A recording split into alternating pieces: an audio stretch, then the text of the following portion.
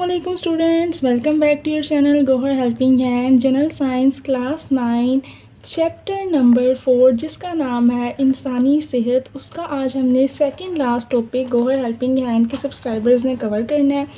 वो टॉपिक है जी इंसानी ज़िंदगी के मुख्तलिफ मराहिल। तो पढ़ते हैं क्या क्या है। आपको पता है इंसान पहले पैदा होता है। जब वो पैदा होता है तो वो एक इन्फेंट होता है, यानी कि शीर खार होता है। वो कुछ भी ठोस गज़ा नहीं खा सकता, कोई भी चीज़ जो है वो खा नहीं सकता, सिर्फ़ और सिर्फ दूध पी सकता है। तो वो स्टेज जिसमें इंसान सिर्फ दूध पी सकता है उसे कहते हैं शीर खारगी, यानी कि दूध पीने वाली उम्र। सिर्फ पीने वाली उम्र, खाने वाली उम्र नहीं होती। उसके बाद शीर खारगी ख़त्म होती है। वो अरसा होता है आपका 0 से लेके, यानी कि जब आप पैदा होते हैं उस दिन से लेके 2.5 यानी कि 2.5 साल तक का अरसा, उसके अंदर आप शीर खार होते हैं। उसके बाद आ जाता है जी बचपन, जो कि स्टार्ट होता है 2.5 साल की उम्र से लेके 10 साल तक, 12 साल तक, 8 साल तक। वैसे अमूमन बचपन की उम्र आ जाती है। बचपन के बाद कईयों की नौजवानी 9 साल से शुरू हो जाती है, कोई जो हेल्दी होते हैं। कईयों की 12 साल से, तो आप 9 से लगा लें 13 साल तक या 16 साल तक कह लें नौजवानी होती है। इंसान अभी जवान हो रहा होता है। तो इंसान की ज़िंदगी के 3 स्टेजेस आते हैं। सबसे पहले वो शीर खार था, वो जो है सिर्फ़ और सिर्फ कुछ खा नहीं सकता था, सिर्फ़ और सिर्फ दूध पीता था, चलना सीखता था, बोलना सीखता था। उसके बाद आता है बचपन, ठीक है, जो बच्चा होता है वो। उसके बाद बचपन के बाद वो नौजवान बन जाता है, नौजवानी की उम्र में आ जाता है। और उसके बाद लास्ट स्टेज आ जाती है जवानी। नौजवानी के बाद जब इंसान 17 से लेकर आगे 45 तक लगा लें, 50 तक लगा लें, इंसान जवान रहता है। सारी एज उसकी जिसामत का हर चीज़ एक जैसी रहती है। और उसके बाद इवेंचुअली आखिरी उम्र यानी कि बुढ़ापा आ जाता है। तो आज हम इन स्टेजेस के बारे में पढ़ेंगे, इनके अंदर से शॉर्ट निकालेंगे। पढ़ते हैं शीर खारगी। ये अरसा बच्चों में इनकी ज़िंदगी के पहले 2 सालों पर मुहित है। जैसा कि मैंने बताया, जब बच्चा पैदा होता है तब से लेके पहले 2 साल तक उसकी जो उम्र होती है वो शीर खारगी की उम्र होती है। ज़िंदगी का ये पहला मरहला नहायत अहम है। बच्चे की जिस्मानी और जज्बाती नशोनुमा इस मरहले की सबसे अहम खसूसियात हैं।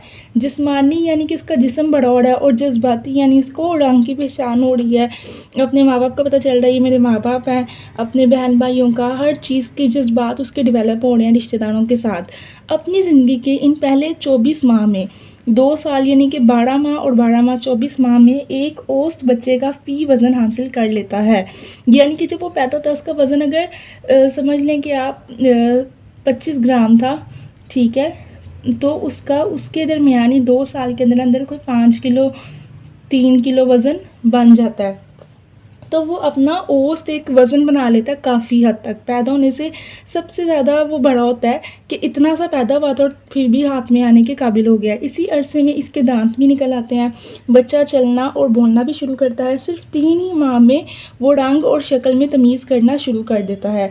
जब बच्चा 3 माह का हो जाता है ना, उसे माँ की शक्ल का भी पता चल जाता है। अपने कमरे की बैकग्राउंड पहचानना शुरू कर देता है जिसमें वो सारा दिन रहता है। उसे पहचान होना शुरू हो जाती है, रंगों की, शक्लों की, लोगों के हाथों की। बच्चे अपने हाथ पैरों को हरकत भी देते हैं, हाथ पाँव हिलाना भी शुरू कर देते हैं। छोटे हो ना, जब बिल्कुल ही इन्फेंट हो, अभी पैदा हुए हैं, 1 माह तक तो वो हिलते भी नहीं हैं, हाथ पैर भी नहीं हिलाते। लेकिन 2 माह के बाद वो ऐसे ऐसे हाथ पाँव हिलाते हैं, खेलना शुरू कर देते हैं अपने साथ ही। ज़रा बड़े हों तो हाथों घुटनों के बल पर रींगते हैं, यानी कि रीढ़ना शुरू कर देते हैं, क्रोलिंग करना स्टार्ट कर देते हैं और फिर चलना शुरू कर देते हैं। एक औसत बच्चा अमूमन 13 से 15 माह की उम्र में चलना शुरू कर देता है। एवरेज तौर पे ज़्यादातर बच्चे जो हैं वो 13 यानी कि 1 साल 1 माह के होते ही जो है या थोड़ी देर तक ही चलना शुरू कर देते हैं। तो ये इंपॉर्टेंट पैराग्राफ है, बोर्ड में आएगा। बहुत आसान क्वेश्चन है, कुछ नहीं आपने लिखना। शीर खारगी की हेडिंग आपको याद है, आपने बताना है बच्चा पैदा होता है, उसका औसत वज़न जो है वो हासिल करता है 2 साल के अंदर अंदर। उसके दांत भी निकल आते हैं, चलना भी शुरू कर देता है, रेंगना भी शुरू कर देता है, और जो है वो रंग और शक्ल की पहचान 3 माह में शुरू कर देता है। ये 3-4 लाइनें आपने लिखनी है। आगे चलते हैं बचपन की तरफ। बचपन क्या है? इब्तदाई बचपन का मरहला 2 से 6 साल के अरसे पर मुहित है। जो पहला बचपन होता है ना, बिल्कुल शुरू वाला, वो 2 साल से लेके आपका 6 साल तक का बचपन होता है। इस अरसे के दौरान बच्चे की सोच, याददाश्त, अपने और दूसरों के जज्बात को समझने की सलाहियत और समाजी दुनिया से इसके ताल्लुकात में एक बहुत बड़ा इनकलाब रोनुमा होता है। अच्छा, इतनी लंबी लाइन जो है ना, जिसको नहीं याद हो रही, आसान बात यह है कि देखिए, जब बच्चा 2 साल से 6 साल तक होता है ना, उससे अपने माँ बाप को पता चल जाता है, अपने बहन भाइयों को पता चल जाता है, अपने घर का, अपने हालात का, हर चीज़ को उसे पता होता है। उसे पहचान हो गई है, जो उसने तब देख लिया ना कि ये मेरी फैमिली है, वो सारी उम्र उसी को अपनी फैमिली मानेगा। ठीक है, जिस इन्वायरमेंट में उसको उस टाइम जो सिखाया जाएगा, वो सारी उम्र उसी तरह वही ज़बान बोलेगा, वही सब कुछ करेगा। इस अरसे में बच्चे के जिस्मानी और ज़हनी रवैयों की नशोनुमा भी अमल में आती है। इस उम्र में इसको सिखा दिया जाए कि जी तुमने चालाकियाँ करनी है, होशियारियाँ, तो वो सारी उम्र वही करेगा। उसे सिखा दिया जाए बड़ों का अदब करना है, वो सारी उम्र वही करेगा। तो ये वो तरबियत का टाइम है 2 से 6 साल, जिसमें बच्चे ने जो सीख लिया ना, उसने वही सारी उम्र कॉपी करना है। बचपन के बाद का मरहला सबसे पहले इब्तदाई बचपन होता है, जो कि शुरू वाला बचपन, लेकिन 6 से 12 साल भी बचपन ही होता है। ठीक है, तो 6 से 12 साल बचपन होता है, लेकिन बाद वाला बचपन। इस मरहले के दौरान बच्चे में फ़ैसला करने की सलाहियत, वजूहात और दलाइल पेश करने की सलाहियत, समाजी सूझबूझ और ख़ुद आगाही अपने अरूज पर पहुंच जाती है।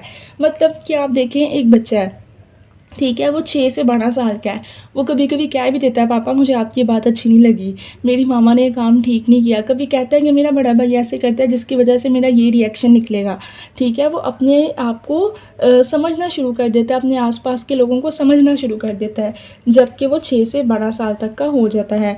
उसके बाद आ जाती है जी नौजवानी। 12 साल के बाद बच्चा नौजवान हो जाता है, टीनेजर, यंगस्टर हो जाता है। ये बच्चे की जिस्मानी, नफ्सियाती और समाजी। जिस्मानी यानी कि उसका जिस्म भी जो है वो अडल्ट वाला जिस्म, लड़की होगी तो औरत वाला, और अगर लड़का होगा तो मर्द वाला जिस्म, आवाज़ बनना शुरू हो जाएगी। नफ्सियाती, उसको अक्ल भी आना शुरू हो जाएगी कि मैं लड़की, मुझे तमीज़ से बैठना है। लड़का होगा, उसे पता चलना शुरू हो जाएगा कि मैंने दरवाज़ा नॉक के कमरे में जाना है। तो नफ्सियाती उनके अंदर खुद ब खुद अल्लाह ताला की तरफ से वो हिदायत आ जाती हैं। और समाजी नशोनुमा, उन्हें मुआशरे की समझ आ जाती है कि हमने किस तरह उठना बैठना है, किस तरह बात करनी है।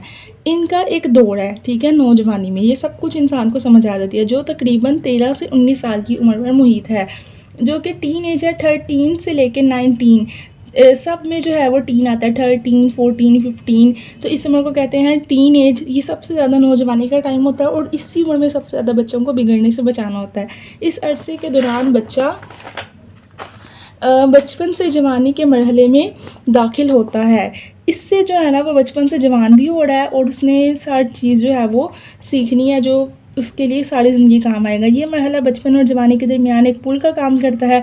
मतलब कि 13 में एकदम वो बच्चे से 17 में वो पूरा एक जवान बन जाता है। तो ये एक पुल होता है, इसलिए बच्चे में बलोगत के आसार नमूदार होने लगते हैं। बलोगत के आसार यानी कि वो बालिग होने लगता है। ठीक है, वो बड़ा, उसका जिस्म भी बढ़ता है और उसकी अक्ल भी बढ़ती है। और आम में इसको प्यूबर्टी कहते हैं। यहाँ पे आपका इस पूरे टॉपिक के अंदर, अगर कोई काम का टिप्स के अंदर, पास्ट पेपर के अंदर जो शॉर्ट क्वेश्चन आया है, वो ये शॉर्ट क्वेश्चन है, प्यूबर्टी किसे कहते हैं। बहुत ज़्यादा मुझे पास्ट पेपर में मिला है, इसके ऊपर निशान लगा लें और ना लिख लें कि प्यूबर्टी किसे कहते हैं। जवाब है, बच्चे में बलोगत के आसार जब नमूदार होने लगते हैं तो इसको प्यूबर्टी कहते हैं। जब बच्चे में बालिग होना नज़र आने लगता है कि ये बालिग हो रहा है 13 से 19 साल की उम्र में। पहले ये भी लिख दीजिएगा, 13 से 19 साल की उम्र में। ठीक है, ऊपर ये लिख के आगे यहाँ से शुरू करना। जब बच्चे में बलोगत के आसार नमूदार होने लगते हैं, उर्फ़ आम में इसको प्यूबर्टी कहते हैं, बलोगत कहते हैं। उसके बाद आ जाता है पहला शॉर्ट क्वेश्चन आपका। बस एक ही शॉर्ट क्वेश्चन ये था, एक और शॉर्ट क्वेश्चन आएगा, आगे बढ़ते हैं। इंसान नौजवानी की उम्र से अपने अहद शबाब तक पहुंचता है, यानी इंसान पहले नौजवानी में आता है, उसके बाद अहद शबाब को कहना है जवानी को, कि पूरा जवान होकर निखर के आ जाता है। नौजवानी में ना थोड़ी आईब्रोज सही नहीं होती, आँखें होती हैं पर पूरी जो है, जो अपनी शेप में नहीं आती। इंसान की खूबसूरती असल पता चलती है जवानी में। नौजवानी में बच्चों की स्किन रफ होती है, रंग काले हुए होते हैं खेल खेल के। तो नौजवानी से जब अपने अहद शबाब में यानी सही खूबसूरती में पहुंचता है, वो जाता है जवानी में। इन तमाम मराहिल को तय कर लेने के बाद इसके जिस्म में कुछ ऐसी मनफी तब्दीलियाँ रनुमा होती हैं। मनफी यानी कि नुकसानदेह, जो इसके जिस्म में तोड़ फोड़ का अमल शुरू कर देती हैं। इसका जिस्म कमज़ोर हो जाता है और इसके जिस्म के अंदर और बाहर होने वाली तब्दीलियों का मुकाबला करना मुश्किल हो जाता है। जब इंसान नौजवान है ना, कॉलेज स्टूडेंट्स हैं, स्कूल स्टूडेंट्स हैं, वो 6-6 घंटे बस में खड़े होकर सफ़र कर सकते हैं, उनके जिस्म में नौजवानी है, ताकत है। लेकिन जब वो 25 साल के हो गए हैं, 30 के हो गए हैं, 40 के हो गए हैं, तो उनके घुटने थोड़ा थोड़ा दर्द करना शुरू कर देंगे, थोड़ा वो अंकल आंटी बनना शुरू कर देंगे। माएँ हमारी कहती है ना 30-35 साल की हैं कि जी हमसे इतने काम नहीं होते, आपकी उम्र है, आप 15 साल की हो। तो नौजवानी और जवानी में बड़ा फ़र्क होता है। जवानी में जो आखिरी दौर होता है उसमें इंसान की हिम्मत ख़त्म होना शुरू हो जाती है, बात सच है। अब यहाँ पे आ गया आपका दूसरा short question, important short question जो कि बोर्ड में आता है। जिस्म में रोनुमा होने वाली मनफी तब्दीलियों के अमल को एजिंग कहते हैं। एजिंग किसे कहते हैं, सवाल होएगा एजिंग किसे कहते हैं। तो जिस्म में रोनुमा होने वाली मनफी तब्दीलियों के अमल को एजिंग कहते हैं। कौन सी मनफी तब्दीलियों, जवाब पूरा बताना है ना, ये भी लिखना है। जिसमें जिस्म के तोड़ फोड़ का अमल शामिल है, ठीक है, जिस्म का कमज़ोर हो जाना, ठीक है, और जिस्म के अंदर और बाहर होने वाली तब्दीलियाँ, ये सारी तब्दीलियाँ मिला के एक आप शॉर्ट क्वेश्चन का जवाब लिख लें कि ऐसी उम्र जिसमें इंसान का जिस्म में तोड़ फोड़ का अमल शुरू हो जाए, जिस्म कमज़ोर हो जाए और जिस्म के अंदर तब्दीलियाँ हो जाएं, तो ऐसी रोनुमा होने वाली मनफी तब्दीलियों के अमल को एजिंग कहते हैं। ये आप इसका जवाब एक बना के कंपोज करके लिख लें। सवाल 2 आ गया इंपॉर्टेंट, पहला था प्यूबर्टी किसे कहते हैं, शॉर्ट क्वेश्चन, दूसरा आ गया एजिंग किसे कहते हैं। जो जो इन मनफी तब्दीलियों के अमल होने का अमल तसलसल पकड़ता है तो हमारा जिस्म कमज़ोर, लागर और नजीफ होता जाता है, इसे बुढ़ापा कहते हैं। ये बुढ़ापे की डेफिनेशन आ गई है। वैसे मैंने पास पेपर में देखा नहीं, लेकिन हो सकता है क्वेश्चन आ जाए बुढ़ापा किसे कहते हैं। तो आप यहाँ से यहाँ तक लिख दीजिएगा कि वो मनफी तब्दीलियों का अमल जब तसलसल पकड़ता है, यानी कि अब कंटिन्यूसली जोड़ों में दर्द रहने लग गया मुसलसल और जिस्म कमज़ोर भी हो रहा है, ठीक है। लागर और नजीफ का मतलब होता है, एक वर्ड है उर्दू का, यानी कि इंसान बिल्कुल ही गिट्टों मुट्टों से रह गया, तो उसे बुढ़ापा कहते हैं। जबकि हालात इस हद तक पहुँच जाते हैं, हमारे मुख्तलिफ निज़ाम काम करना छोड़ देते हैं और मौत वाक़या हो जाती है। बूढ़ा होता होता होता एंड इंसान ने इस हालत तक चले जाना है कि उसे उठने बैठने से कासिर हो जाना है, दिल ख़त्म हो जाना है उसका हर काम से, और उसने मर ही जाना है। यही इंसानी ज़िंदगी की हकीकत है। बुढ़ापे के दौरान होने वाली कुछ तब्दीलियाँ मंदरजा झेल हैं। बुढ़ापे के दौरान, ये आया चौथा शॉर्ट क्वेश्चन, बुढ़ापे के दौरान होने वाली तब्दीलियाँ बताएं। तो ये आपने याद करना है बहुत गौर से। बुढ़ापे में होने वाली क्या तब्दीलियाँ, बुढ़ापे का अमल दिल और उससे मुंसलिक वेसल्स पर गहरा असर डालता है, यानी कि हमारा दिल और दिल की जो नालियाँ होती हैं, वेसल्स होती हैं, उन पे बूढ़ा होने से इंसान कमज़ोर हो जाता है, उसका दिल और उसकी नालियाँ, वेसल्स की लचक कम हो जाती है, इसलिए इतना खून जोश नहीं मारता, क्योंकि उसकी खून की जो दिल की नालियाँ वही ज़रा उनकी लचक कम हो गई है, जिसकी वजह से खून का प्रेशर बढ़ जाता है, ब्लड प्रेशर अक्सर हाई होने लग जाता है, जल्दी गुस्सा आ जाता है बूढ़े इंसान को, और वेसल्स के फटने का डर हो जाता है, और एकदम कोई सदमा लगे तो उसको ज़्यादा जल्दी हार्ट अटैक आता है, उसके वेसल्स के फटने का डर होता है। हड्डियों पर बुढ़ापे का अमल तेज़ी से असर नहीं करता, यानी कि अगर इंसान ने सही खुराक ली हुई है, खाया पिया है, तो वो बुढ़ापे में भी बिल्कुल तंदुरुस्ती से चल सकता है। लेकिन आजकल कहाँ ही जो है वो ऐसे बूढ़े मिलते हैं, सारों ने बर्गर पिज़्ज़े खाए हुए हैं, तो अब वो सही तरह चल फिर नहीं सकते। ये पहले वाले लोगों की बात है। आहिस्ता आहिस्ता हड्डियों में ऑर्गेनिक मादे की कमी वाक़ हो जाती है। जो हड्डियों का असल मीख है ना, ठीक है, जो असल मादा है वो उस कम होने लग जाता है, ठीक है, और हड्डियाँ इतना सही चलती नहीं हैं, और इसकी जगह सांस जमा हो जाती है, सॉल्ट जमा हो जाते हैं। हड्डियों में ऑर्गेनिक मादा कम हो जाएगा और सॉल्ट जमा हो जाएंगे, जिसकी वजह से वो बुढ़बड़ी और खुश्क हो जाती हैं। अब ना आपने 2 बातें याद करनी है जब आपका ये शॉर्ट क्वेश्चन आएगा ना, बुढ़ापे के दौरान होने वाली कुछ तब्दीलियाँ बताएं, तो आपने बताना है कि बुढ़ापे के अमल से क्या होता है, दिल और उसकी नालियों पर असर होता है। जब इंसान बूढ़ा हो जाता है, दिल की नालियों की लचक कम हो जाती है और खून का प्रेशर बढ़ जाता है और हार्ट अटैक के चांसेस होते हैं, वेसल्स के फटने का डर होता है। पहली बात यह आ गई कि दिल का मसला हो जाता है, दूसरा आ गया हड्डियों का मसला। आप इसके 2 हेडिंग बना लें। पहला मसला है बुढ़ापे में होने वाली तब्दीलियाँ, एक तो है दिल की तब्दीलियाँ और एक है हड्डियों की तब्दीलियाँ। दिल की तब्दीलियों का पता चल गया ना, नालियों पे असर होना है, उनकी लचक कम होनी है, खून बढ़ना है, उनके फटने का डर होना है वेसल्स के। दूसरा क्या है, हड्डियों से आहिस्ता आहिस्ता हड्डियों में ऑर्गेनिक मादा, असल उनका जो मादा है, जो असल उनकी ताकत है, वो कम हो जानी है, और उसकी जगह सॉल्ट, जितना नमक खाते जाएंगे ना, नमक मिर्च, वो जमा होती जानी है और हड्डियाँ खुश्क हो जानी हैं, ठीक है, हड्डियों में नमी नहीं रहनी। अब हम पाए खाते हैं जानवर के, उसके अंदर लेस होती है ना, यानी कि वो जानवर सही था, सही चल फिर रहा था, अगर उसके अंदर वो जो पाए के अंदर जेल ही ख़त्म हो जाए, लेस ही ख़त्म हो जाए खाते हुए, तो वो जानवर ही ख़त्म था, मरने वाला था, वो खाना ही नहीं चाहिए, पावे ख़राब है।